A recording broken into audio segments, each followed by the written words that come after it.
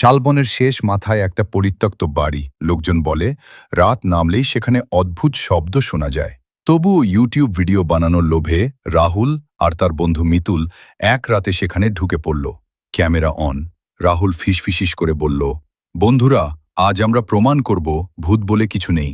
হঠাৎই দরজাটা নিজে থেকেই করাত করে বন্ধ হয়ে গেল। মিতুল থেমে গেল। এইটা কি তুই করলি? রাহুল মাথা নাড়ল, কিন্তু তার চোখে স্পষ্ট ভয়। ওরা এগোতে লাগল। দেওয়ালে পুরনো ছবি, একটা মেয়ের। কিন্তু আশ্চর্য, যতবার তাকাচ্ছে ছবিটার চোখ যেন ওদের দিকেই ঘুরে যাচ্ছে। হঠাৎ ক্যামেরার স্ক্রিন ঝাপসা হয়ে গেল। তারপর একটা মেয়ের কণ্ঠ, খুব ধীরে, ঠান্ডা গলায়, তোমরা কেন এসেছ? মিতুল কাঁপতে কাঁপতে বলল, কে কে তুমি? উত্তর এলো না, কিন্তু পেছন থেকে ঠান্ডা বাতাস বইল। রাহুল ঘুরে তাকাতেই দেখল সেই ছবির মেয়েটা ঠিক তাদের পেছনে দাঁড়িয়ে। তার মুখে কোনো হাসি নেই, শুধু ফ্যাকাশে চোখ।